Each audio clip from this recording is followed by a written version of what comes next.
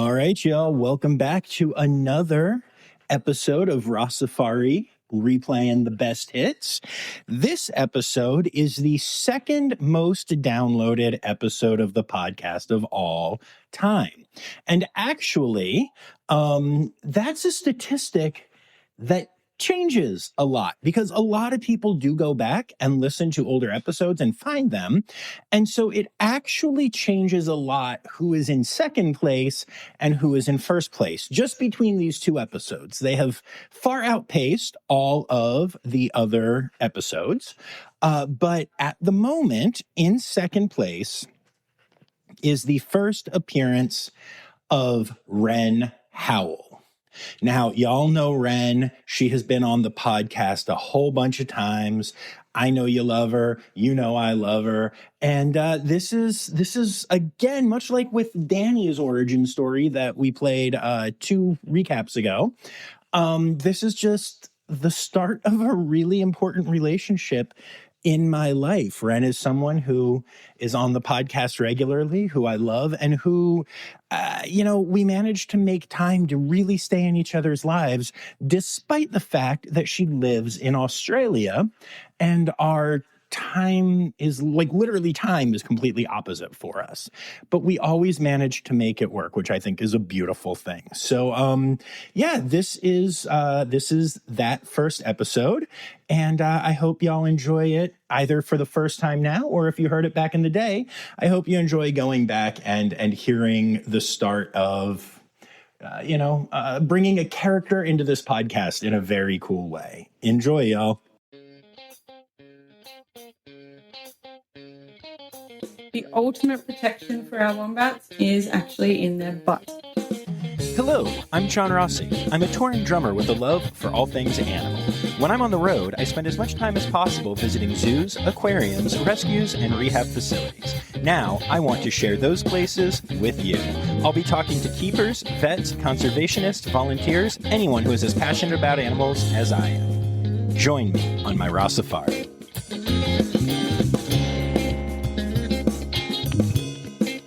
Hello, hello, hello. Welcome to the podcast that is more impressive than a wombat's butt, the Rossifari podcast. Now, we're going to start off today's episode with a pretty exciting announcement. The Rossifari podcast launched on July 23rd of 2020, meaning that if you're listening to this on the day that it comes out, we are roughly 1 month away from the 1-year anniversary of the pod. And I'm going to be celebrating that by starting season 2. Now, normally, podcasts have hosts that aren't work-obsessed and crazy. And because of that, when they take a season break, they actually take, a break. I am not going to do that. However, I will tell you that next month, the last week of the show is going to start with season 2 launching on July 27th, 2021. And even though it's not going to be after a break, it is going to be a slightly different experience. I think all of the things that you love about the podcast, be it the incredible host or the fun music or the great attitude or, of course, the amazing guests, will still be there. But going to have a slightly different approach to a couple things. I'll be telling you more about it as we get closer, but I just wanted to take the time now to let you know that season 1 of Rossifari is wrapping up and season 2 will be coming to you at the end of July.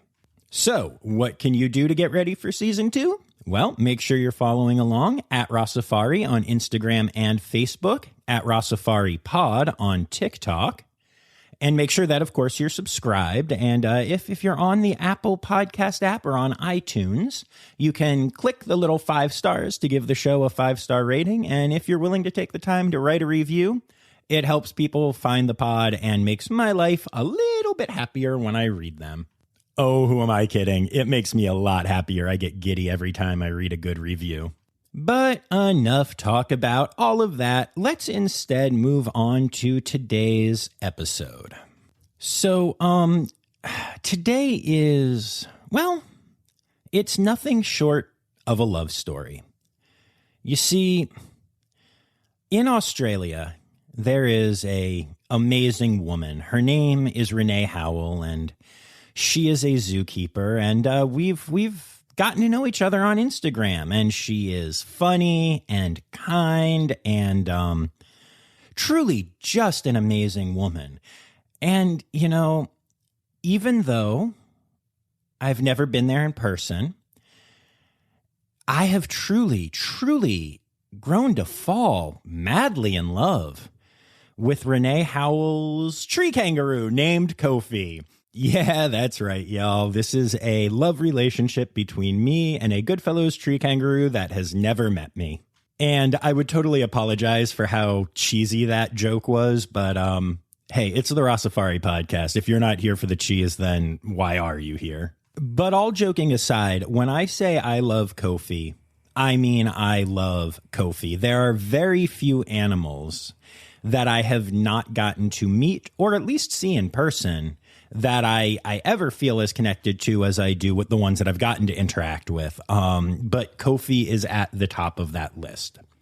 And honestly, Ren is a big reason of why that is.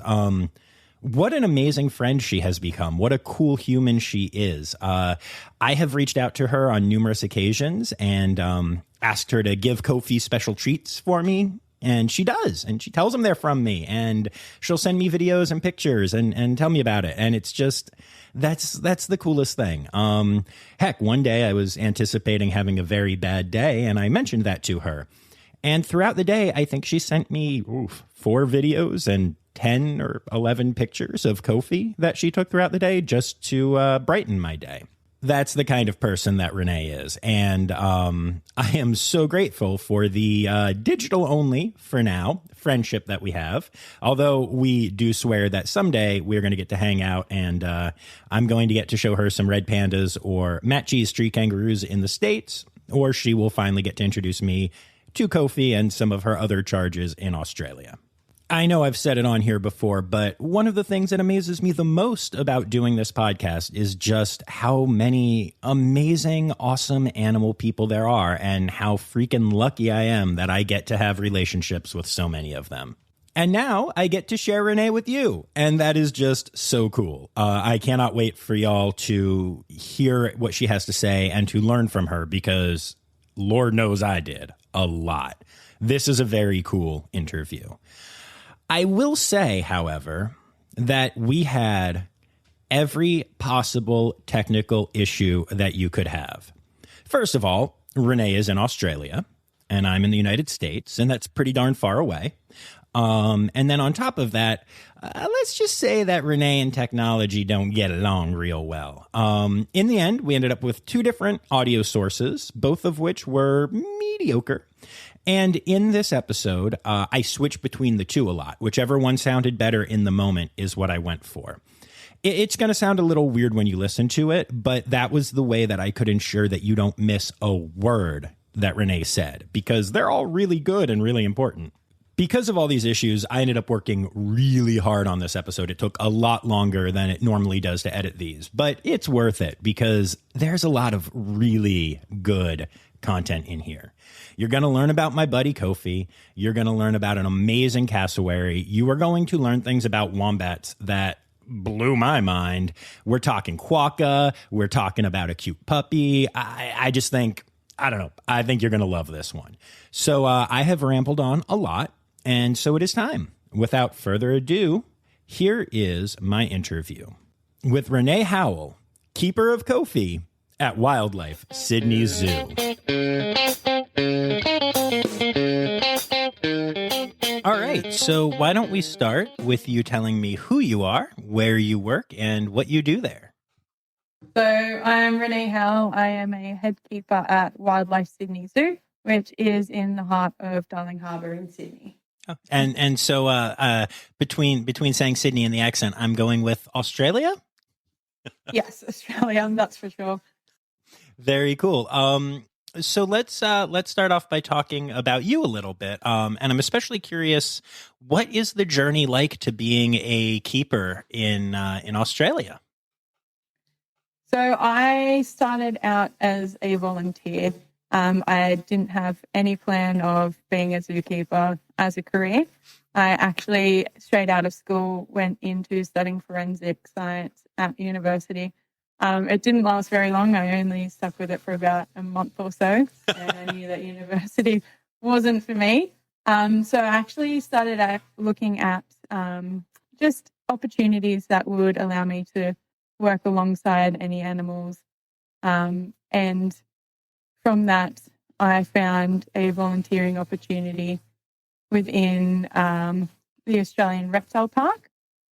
So I went through the Australian Reptile Park's volunteer program, went through all the interviewing process for that.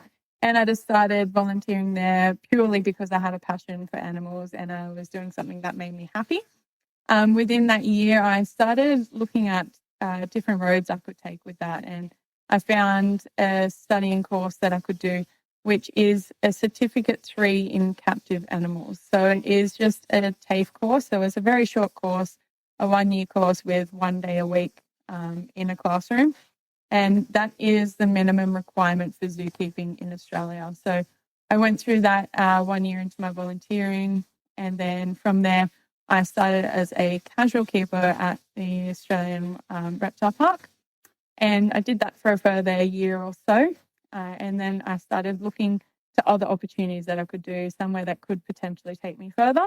And that's where I found an advertisement for casual keeping at Wildlife Sydney Zoo.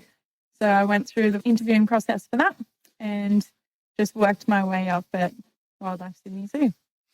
That's awesome. That's a very different process than what tends to happen in the US. Here you need pretty much nowadays you need a bachelor's degree and a couple of years of unpaid internships before you might get what you consider what you call a casual keeper job. So that's really interesting.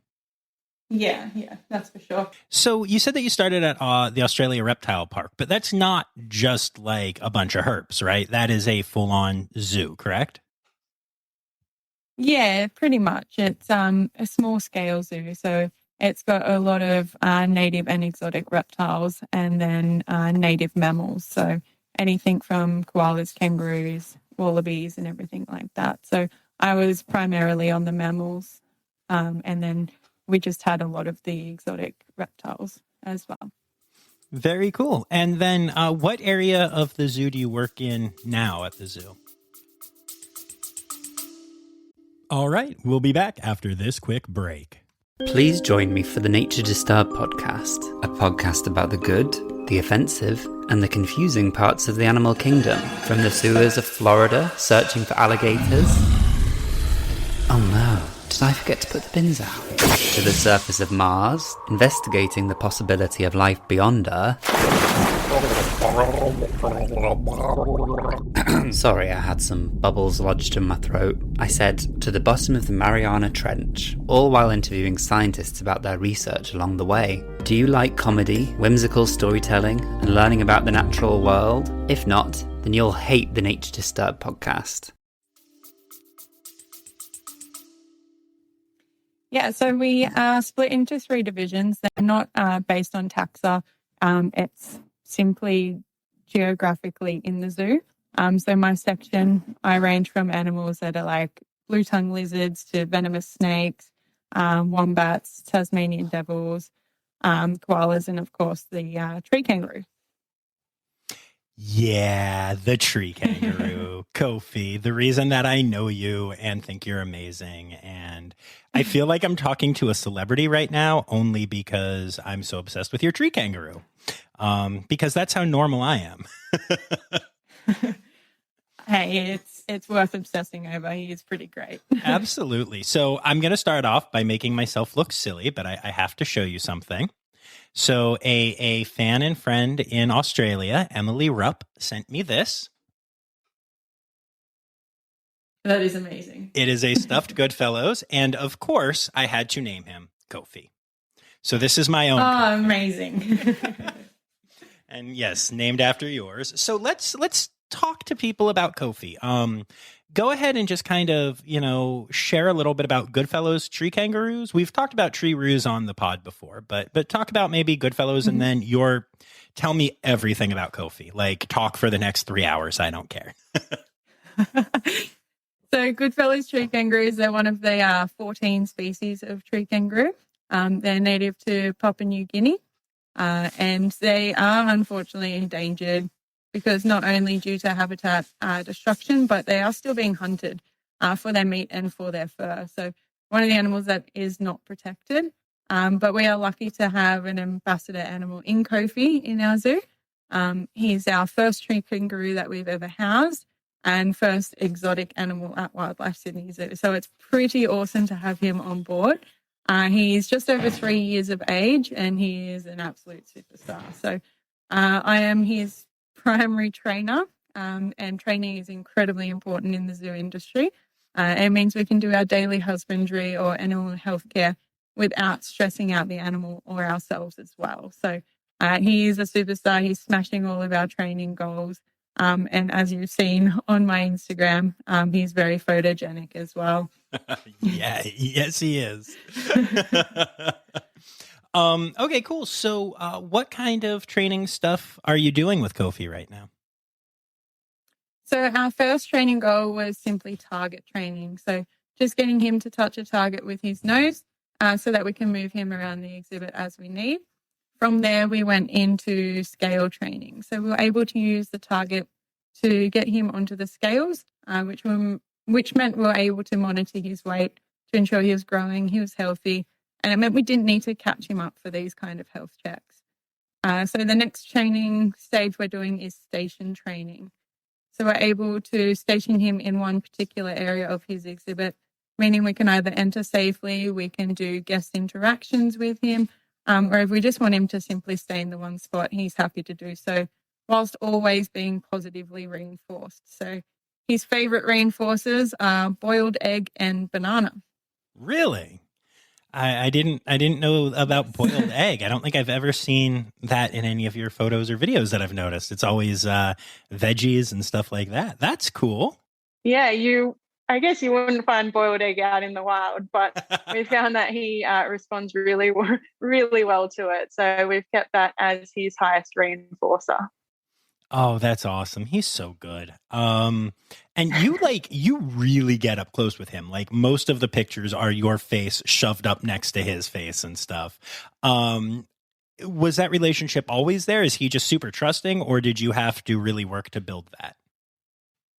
I've definitely really worked to build that. I mean, since he arrived at the zoo, I was there.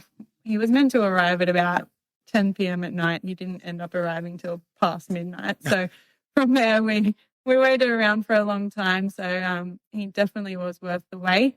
His first few days, I was solely working with him because he was in a quarantine area. They need to go through a 3-week quarantining process. So during this time, it was simply myself doing all of his husbandry, all of his cleaning, spending all the time with him. The first few days, he was a little bit apprehensive to come up close. Obviously, a new environment, a new home, he was quite scared. But I slowly encouraged him, had his favorite treats, showed that I wasn't anything to be scared of. And within the first week, he was taking food out of my hand. So that bond has just grown since then. And being that primary trainer, I spend so much time with him. I just learn his behaviors and learn what he's about, and just enables me to get up nice, close and personal and get those adorable selfies. They really are the best. And so I'm curious. I don't want to anthropomorphize, that's a fine line sometimes, but I don't know another way to say it. Kofi just looks really happy all the time. And I do truly believe that keepers get to know their animal personalities. I mean, I know different personalities of different animals. And so without turning it into anthropomorphizing, is Kofi as happy as he seems? Well, from all the signs that we see in him, we always monitor their welfare and just ensure that they have the best care we possibly can. We never see any negative signs that they're not enjoying themselves. If there's something we see that we could improve on, we simply do that. We're always giving them the best care, their food they need, the water, their shelter. And they've always got toys to play with as well. So we do a lot of enrichment with our animals, which just keeps their mind active and alert. So they're always going through their natural behaviors as well as enjoying their tasty treats. So from what we can see in the animals, it's nothing negative. So I do believe they are happy, and it's just like looking at your pet dog or something. You know when something's wrong with them, and we're able to read the animals just like that. Absolutely, and I can read from your Instagram that Kofi is the happiest boy. I can see it. That's so cool. I don't even know what it is that I love about him so much. I just do. Like, I love tree kangaroos. They're one of my favorite animals, but he is just so special. That's just, I don't know. He's special. He absolutely is. And I never really knew too much about tree kangaroos. I'd never worked with them. I'd never been up close. And then as soon as he arrived, there was that immediate love for him. And that's obviously grown over the months that I've been working with him. So I don't think we'll ever go back from that. I've had a few favorites in the zoo, and he crept in there really quite fast. Got 2 other individuals tattooed on my body. So he might be next with the tattooing. We'll see about that. Nice. What do you have tattooed other than future Kofi? I have a koala on one of my triceps. This individual was one of the boys that was first here when I started at the zoo. His name was Jarrah. He's moved on to a different facility now, but he's always permanently on my arm. And then the second animal I have is our wombat Ringo. So he's still at the zoo. He's still one of my favorites that I get to work with. And hopefully one day I'll have Kofi as part of that as well. That's awesome. I've been considering diving into the world of tattoos. I haven't gotten one yet, but I had an artist design a red panda for me, and I kind of wanted to see what I thought it would look like and if I should get it or not. So I did one of those like long-term temporary tattoo things, and I've been trying it on right now. I really like it, and I think that if I get it, I will also soon end up getting a tree kangaroo and a sea turtle and a binturong, because those are my 4 favorite species. Amazing. Yeah. And as soon as you get one, you will need to get some more. Of course. Yeah, I've heard that. I've heard they're addictive when you get one, but I only have a temporary one and I already seem to be addicted. So surprisingly enough, although people think it's quite painful to get the tattoos, I fell asleep in my second one.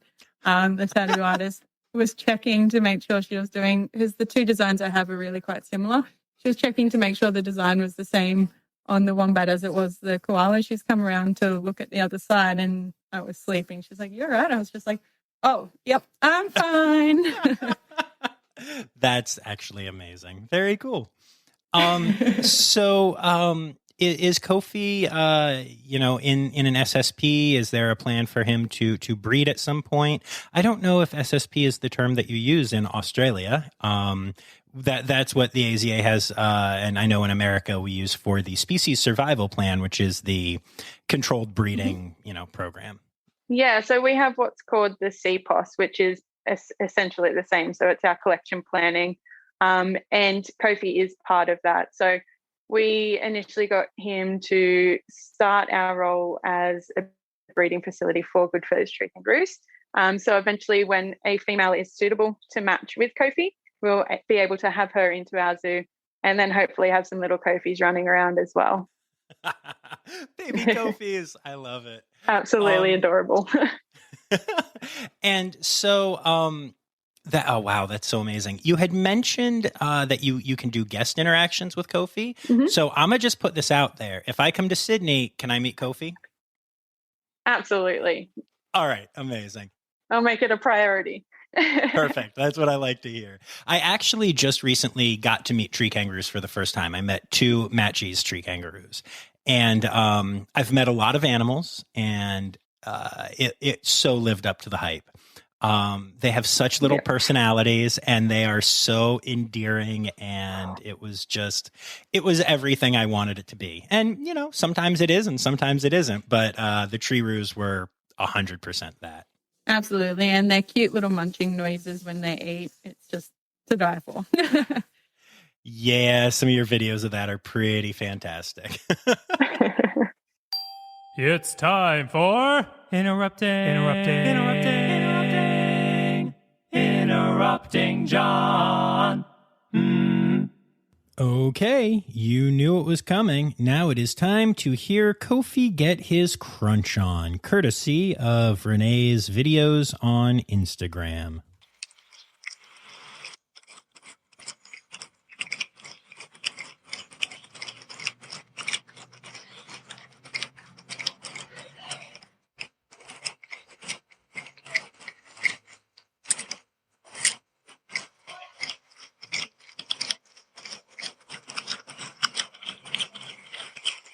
And in order to pick the video that would have the best audio for this, I just had to sit here for like 20 minutes flipping through all of Renee's different videos of Kofi eating. And sometimes making this podcast is a lot of hard work, but sometimes it's also the best thing in the world.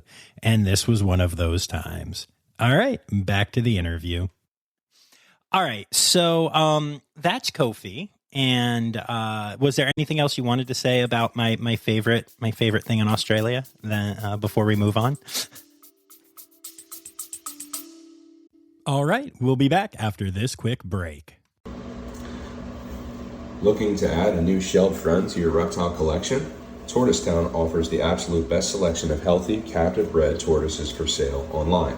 We ship directly to your home or business and offer every type of tortoise species, ranging from the tiniest of tortoises to the largest species. This includes everything from the Eastern Hermans and Russian tortoise to the medium-sized tortoises like redfoots and cherryheads. We also offer large tortoises like leopard tortoises, African sulcata tortoises, and one of the largest tortoises in the world, the Aldabra tortoise. Visit us online at www.tortoisetown.com. I guess one of my favorite facts about tree kangaroos, unlike your regular macropods like your kangaroos and wallabies who can only jump with both feet, tree kangaroos can actually move them independently. So they will walk along just like a human, which is pretty cool to see. It's really quite odd seeing a kangaroo-like animal walking along, but it's probably one of my favorite facts about them. I did not know that. That's really cool. I'm going to have to Google and try and find some videos of that because that sounds really weird to see. That's awesome. So let's just keep talking about some of the animals that you take care of because I have listeners on all 6 continents that aren't Antarctica, but the vast majority are in the U.S. And so I feel like most people that are going to be listening don't really know much about wombats or quokka or any of that stuff. So let's start off with the wombat that is tattooed on you. Tell me more. Yes. So Ringo, he is 8 years of age, and he was unfortunately orphaned on our roads, like many of our native wildlife. So his mum was hit by a car, but being a marsupial, he was safe and sound in her pouch. So he was only about 4 or 5 months of age, roughly the size of a little hamster, very vulnerable, would not have survived. But someone actually stopped, checked the pouch of this wombat, and they found Ringo. So they saved this wombat's life. He came into the care of our keepers at the zoo and was hand raised. And now, 7.5 years later, he's about 33 kilograms and living his ultimate best life. So Ringo is a common wombat or a bare-nosed wombat. So there are 3 species of wombat. We have 2 species of hairy-nosed, which are the northern and the southern, which are quite endangered in comparison to the common wombat. But the common wombat in which Ringo is found throughout New South Wales, Victoria and Tasmania. And in my non-biased opinion, is definitely the cutest of the 3 species. Yeah, again, I think your pictures show that to be true. That's for sure. We all know that they poop in cubes, but what else can you tell me about Ringo in general? And I know from your videos that he likes head scratches, so tell me more. Oh, he absolutely loves his head scratches. He'll also roll onto his back so we can give him a bit of a belly scratch as well. So he's pretty much just like a puppy dog. But you mentioned their cube-shaped poos. So that's actually really great evolution in regards to that. So they're able to poo in cubes so that they can stack them on top of each other on rocks or logs or anything like that. and that's how they mark their territory. So cube shapes don't roll off as easily as the rounded feces, so that is why they're cube shaped. But the ultimate protection for our wombats is actually in their butt. So they have a cartilage plate which covers their entire backside, and it's like an inbuilt shield for them. So being a burrowing animal, they'll dig their burrows, and if something's chasing them, a predator's coming along, they're able to block the opening of their burrow with their backside, and it's that tough. Nothing bites through it. Nothing can pull them out. And the next thing they'll do is they flatten out like a pancake. So you can imagine a pancake, fluffy potato-shaped wombat flattening down. And then if something's coming at them, they strike up with their back end, and they're able to crush the skulls of like dingoes and things between the cartilage plate and their burrow. So although they do look like like a little nugget, they're actually incredibly powerful animals. So I wouldn't want to get on the bad side of a wombat, that's for sure. That is beyond amazing. I did not know that I would be so fascinated by wombat butts, but there you go. That's incredible. Very cool. It's really, really cool. And so, tell me about your relationship with Ringo. Is he named after Ringo from the Beatles, by the way? Yes, because he is a star. I love that so much. The drummer in me just adores that. So I don't actually know why I love him so much. I don't know if it's a mutual love there, but just from day dot, he was the first animal at Wildlife that I actually worked with, and he's just simply adorable. He's got a personality not like no other. He'll come over for the scratches and his sweet potato, and just watching him roll onto his back for scratches, and he spends about 5 minutes after he wakes up just scratching his butt. So it's just the individual. He's simply amazing. So that's just so cool. I love it. You can tell from your Insta that you just have such amazing relationships with these animals, and it does bring me so much joy to see it. Yeah, it's incredibly important, and by having these relationships with the animals, it means that we're able to pass on our knowledge, our experience, and just anything about the animals as individuals or just a species in particular to any guests or people that come along, or if we've got the Instagram following, people just learning on the internet. It's awesome to be able to share that passion with them. Absolutely. Very cool. So let's move on to another species that have taken the internet by storm lately, but that I don't think many people, including myself, know much about. You also take care of at least one quokka, right? Yes, we have one quokka. His name is Davey, and he is our little bachelor superstar. And he's almost 9 years of age. And so tell me about some quokka stuff. Yeah, so quokkas are native to over in Western Australia. So on the West Coast, there is a small population on the mainland, but there is an island called Rottnest Island. So Rottnest Island is home to the quokkas, and they have no natural predators, no predators over there.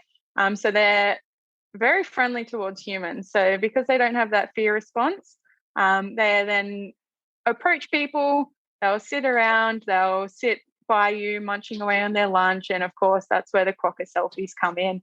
So like Kofi, they do always look like they're smiling, and this has dubbed them the happiest animals in the world because they do have that cute little smile on their face.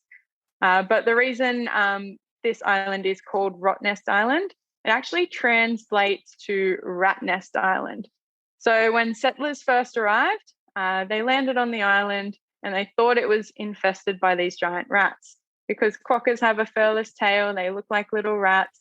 Those tails definitely look like rat tails. So when settlers came along, quokkas were running around everywhere. They did not want to inhabit that island. They didn't want to be infested by rats.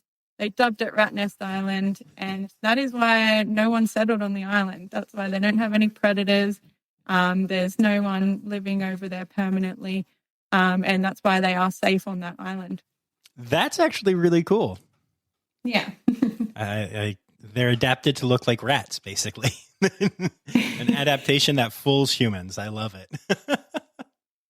Yeah, that's for sure. And although they do look like rats, they're just pretty much a mini wallaby. So macropod, just like your kangaroos, your wallabies, everything like that.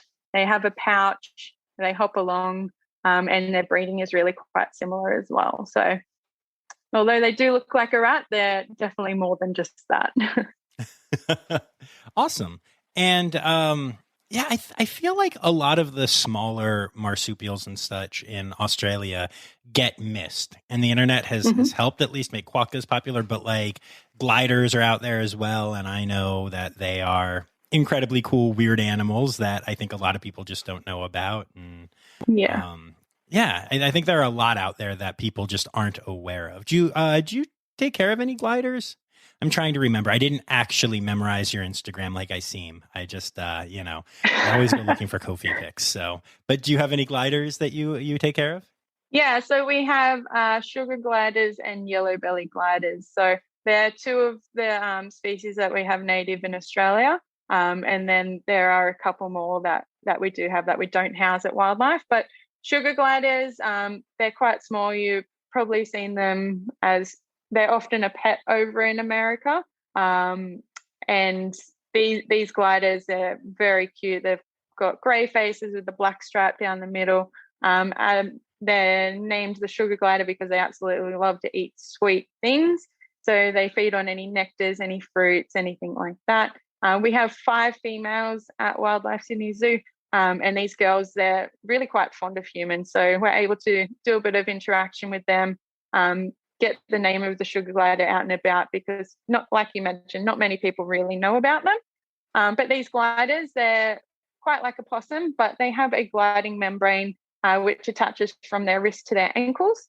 So when they're jumping from the trees, they'll pretty much put their arms and legs straight out like a star, and they're able to glide between the trees. So sugar gliders, only being small, they can glide distances across a football field. So although they're small, they've got quite a gliding distance in them. And then yellow belly gliders, they're absolutely beautiful animals. They're one of the more endangered species, and we're not very creative with naming our animals. So yellow belly glider, you can probably guess what they look like. Like most of our animals, we're definitely not creative over in Australia. But they are a glider that has a yellow belly. So quite like the sugar glider, they have that membrane between their wrist and their ankle. And they can glide about 100 plus meters if they need to. So very, very cute animals. Unfortunately, like most of our native marsupials, habitat destruction is a big cause of their numbers declining. But a lot of introduced species such as foxes and cats also cause their numbers to decline. So when we talk about these gliding species, we also like to put out the call about keeping your pets safe as well as keeping the native wildlife safe. So being that responsible pet owner, keeping cats indoors at night specifically. And if you're out in the bush, having your dog on a lead, just so you're in control and that the native wildlife isn't at risk from anything like that. Makes sense. Yeah, I think it's interesting that so much of the native wildlife that you guys have is so famous and cool and weird all around the world. But if you live there, I guess it's easy to take it for granted. Yeah, absolutely. And even Australians living in this environment aren't aware of these animals that are around. You don't really see them in your backyard. A lot of people think that you go outside and there's a koala, there's a kangaroo. But I personally, I saw kangaroos a lot growing up, but I only saw my first wild koala a couple of years back, and that's because I physically went out looking for it. So being in the area that I've grown up, it's quite a highly populated area. It's more of the cityscape, and you do need to go a bit further in to find these animals. You often see kangaroos jumping across the road and things like that. But the koala populations, the possums and everything, they're a bit more further into the bush. So you do have to be a bit more vigilant, see if you can find them. You actually need to go out spotting in this area, as opposed to highly populated areas where they might just cross your backyard. Yeah, no, that totally makes sense. I guess, so you live pretty close to Sydney, right? Since it's where you're working? Well, I'm about an hour and a half north of Sydney, so it is a bit of a trek for me to get into work every day. But it's still pretty highly populated in this spot. Okay, that's cool. So tell me, we've talked about so many animals, and trust me, I'm coming back for more. But to give my listeners' brains a break from that, tell me about Renee a little bit more. What do you do? Who are you? What's your life like in Australia? So I'm 26 years old. I've grown up pretty much in the same area my whole life, which is that hour and a half north of Sydney. I went to school all through to year 12. Like I mentioned, I did want to go into forensics. I always had a keen eye, a passion for crime and solving things. I am still a true crime nerd.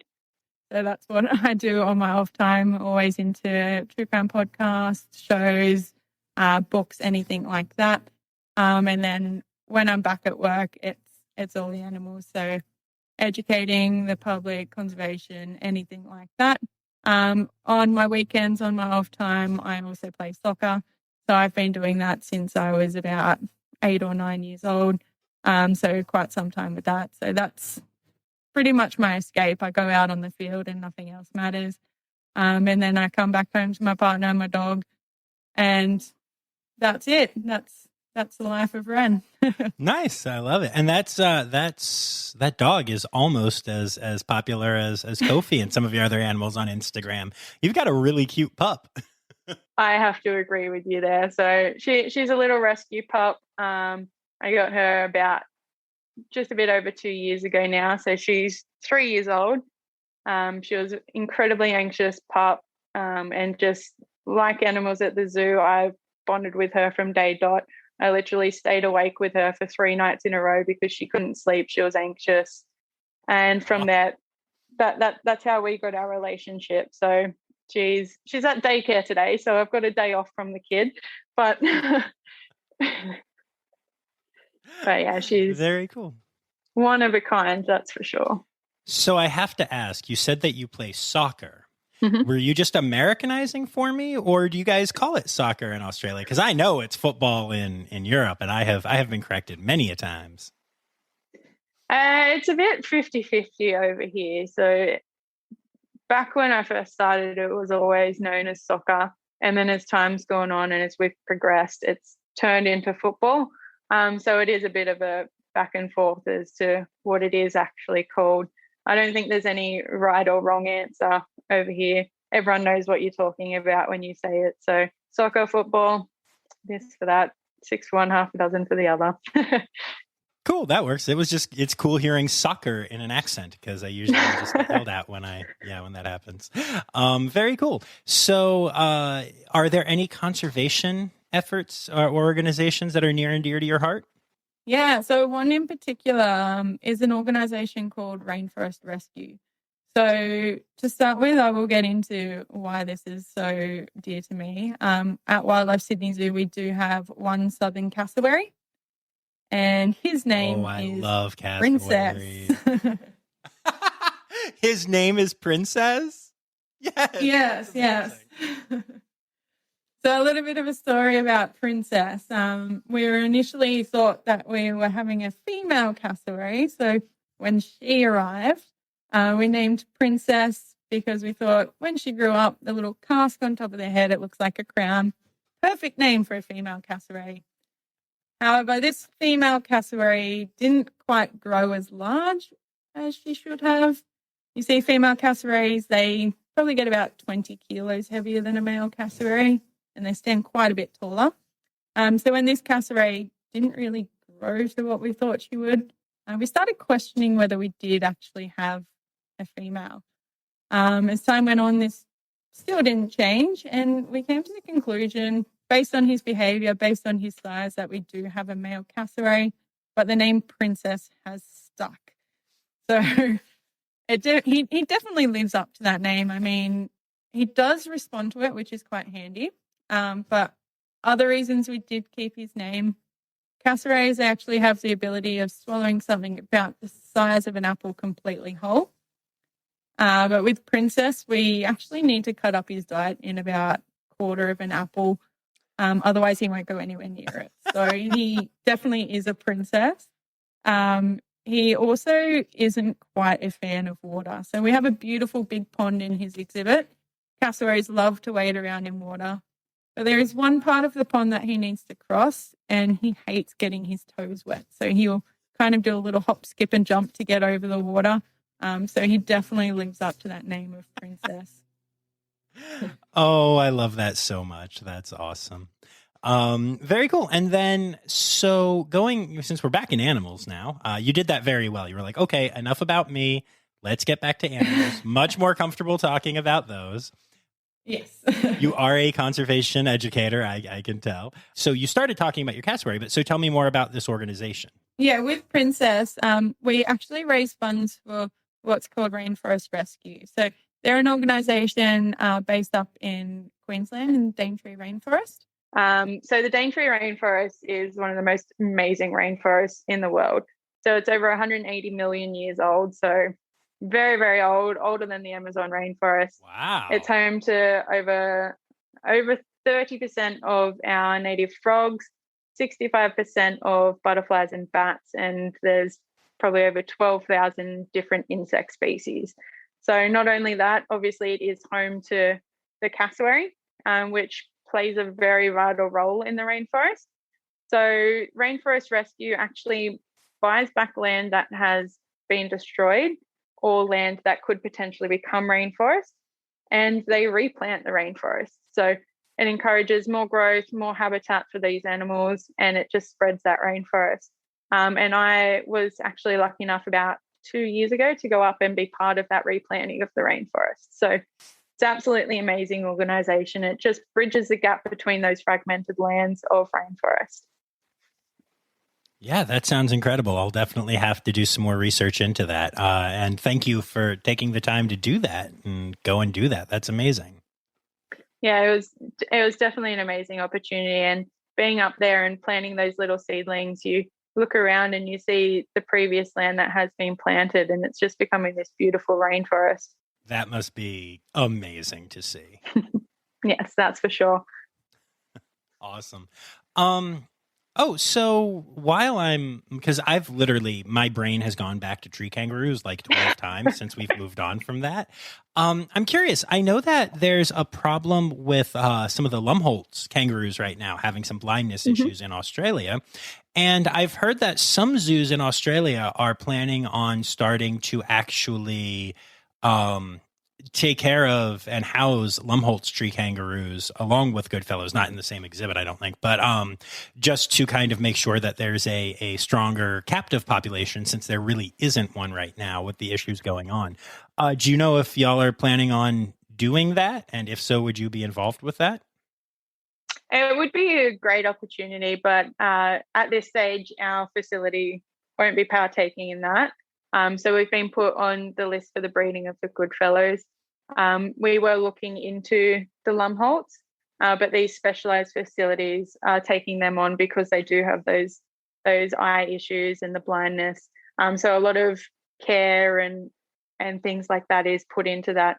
It is that specialised care that they need. So I guess if there was a time down the track that we could include them in our collection, we definitely would put our hands up for that. Good, because I need some Lumholtz pictures and silly selfies with you and Lumholtz. So noted. Cool. All right. So there are two more species that I really want to talk about, and the first one of those is the echidna. I've had the chance to meet echidnas twice, and they are the weirdest creatures ever.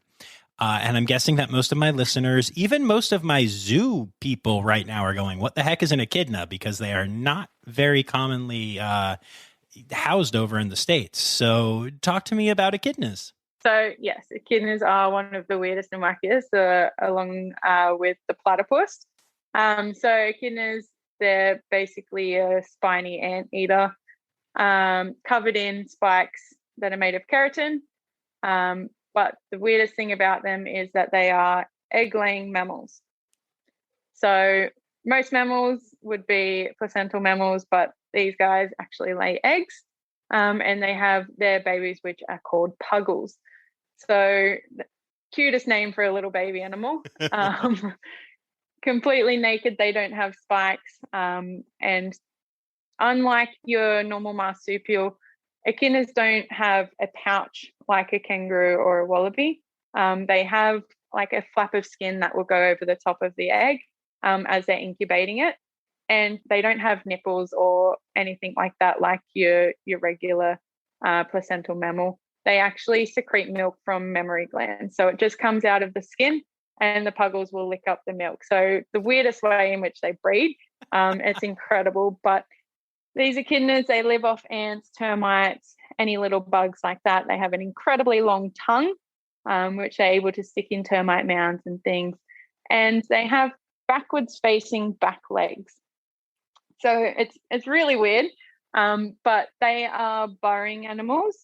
So they burrow down to escape their predators, which only exposes the spikes on the top, but to burrow down as fast as they possibly can. And so that they're not burrowing on an angle, they literally just do a shimmy down with their all 4 feet. So those back feet enable them to just go straight down instead of going on an angle. So it's really, really cool. They're incredible animals, that's for sure. Unbelievable. And do you work with any echidnas?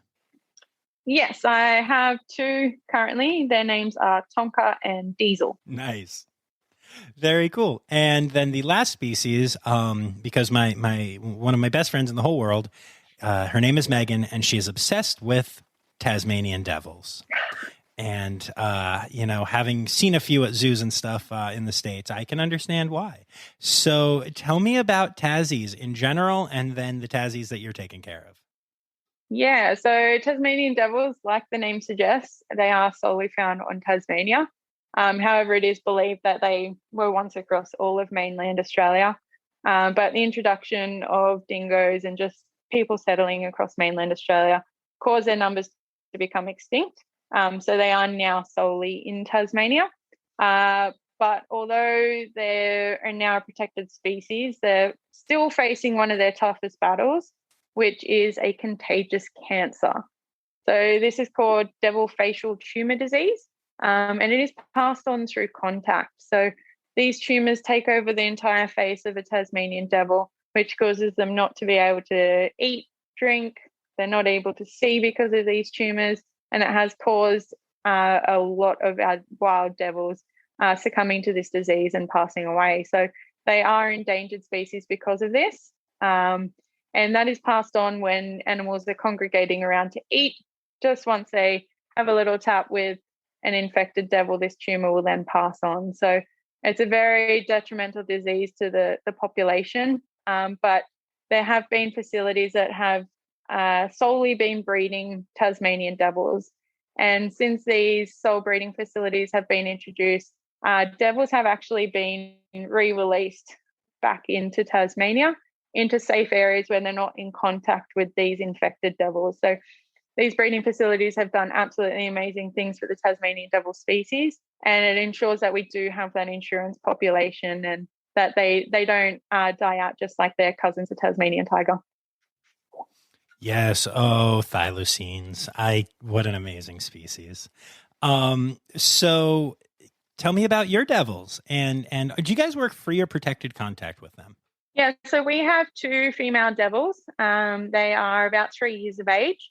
They've only just recently been introduced to each other. We did just receive a new devil about 3 weeks ago. So they've just been introduced together.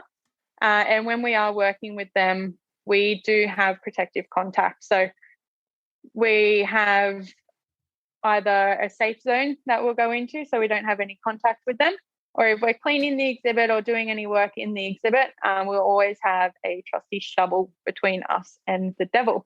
So it's just that little barrier just in case they were to try anything. Typically, devils steer clear of people. They don't really want to bar of you. But they also have the strongest jaw pressure of any animal in comparison to their size. So they can literally bite through anything, and I wouldn't want to be on the receiving end of one of their bites. So it's just that little extra precaution just in case. So always that protective contact. But our 2 females, their names are Dara and Mirren. They've both had a litter of joeys each, and now they've come to our facility to live out their days. So they're great ambassador animals. We're able to educate everyone and show what devils are like. So unlike the Tas Devil cartoon, they're absolutely nothing like that. That's for sure. No, my other interview with Chad Criddle from Australia, I actually called it "No Poop Tornadoes Here" because that's what the Tasmanian Devil looks like to me. It's just a poop tornado. So that is not what real Literally, devils I've look never like. thought of that. That's my great contribution to the world is the phrase "poop tornado." So Amazing.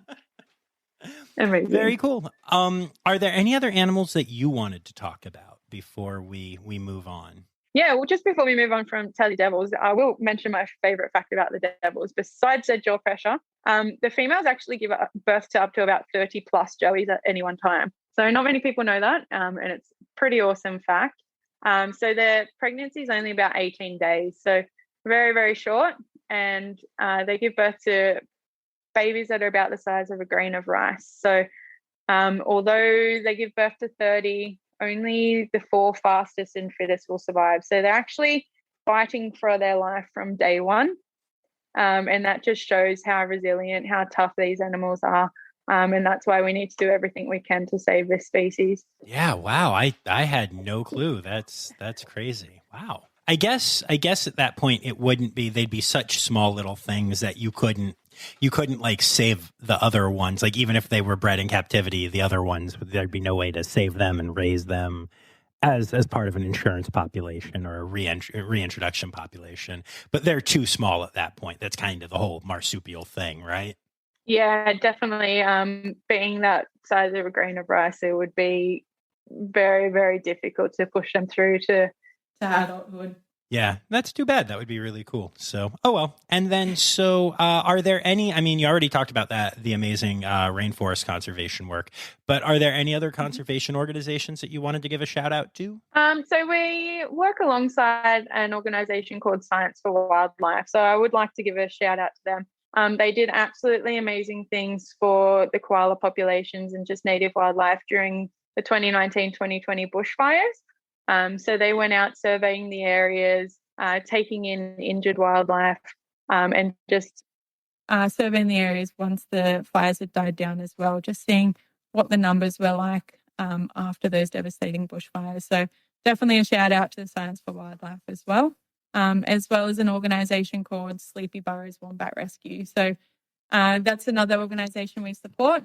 It's a cute name for a cute animal.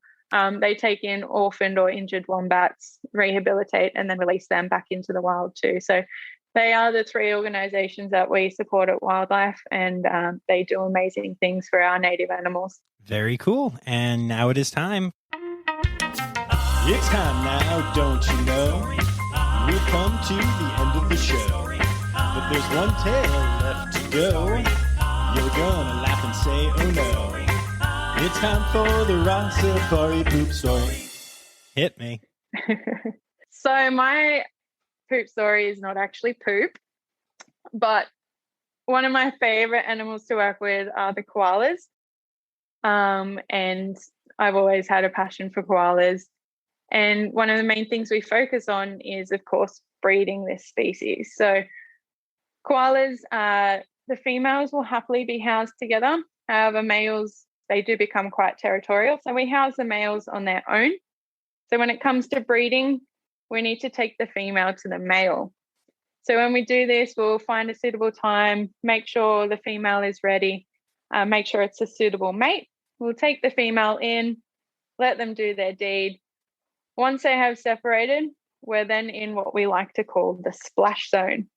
So not only is it the mating juices, but also they love to urinate after doing this. So you are literally in the splash zone when these koalas have separated. So there have been times where you're trying to ensure that they're being successful in these matings, and you're literally under the koalas to make sure it's all going to plan. And then you'll literally just hit with these juices. So there's been numerous occasions where this has happened to me. We then need to take the female back to her home. And not only do we get covered in the juices, so does she. So we're carrying this koala back to her home while she's covered in everything. One particular time I remember, it was actually on International Zookeeper Day. And I came out after holding this koala and I was just drenched. And I was like, okay, this shows a zookeeper. I'm happy with that. But that is my story. It's quite entertaining, but it's part of the job. Oh, that is amazing. I love it. Thank you so much for sharing that. That's incredible. Well, thank you so much for doing this. I'm so glad we could finally connect. It was a long time coming, but thank you for asking me and having me on your podcast. Of course.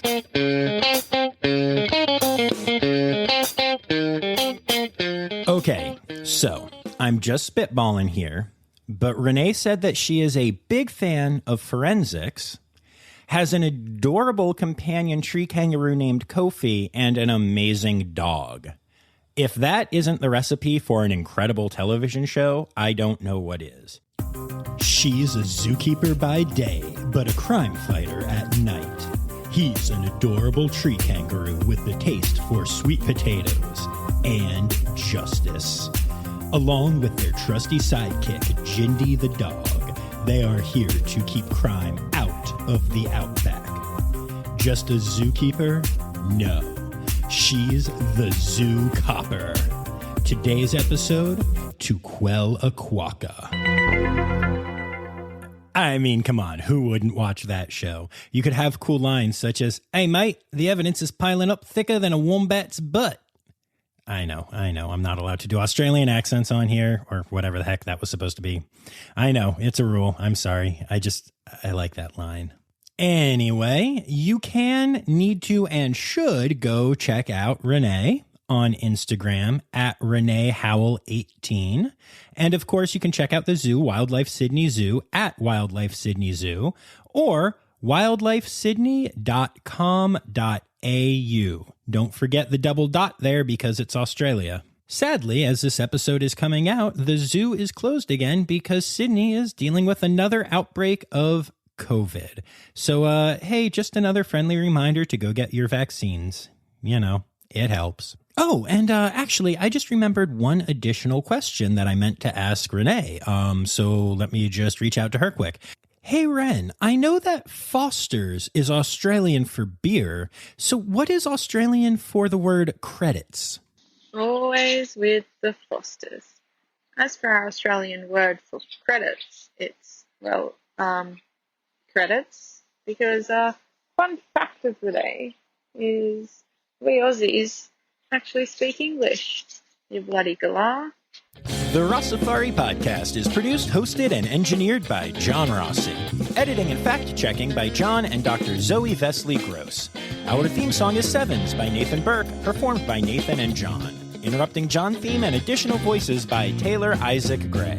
You can reach John directly on Instagram and Facebook at Rossifari or by email at rossifaripod@gmail.com. Rossifari is part of the Daydreamer Media Network. Now, stop listening to me and go visit a zoo.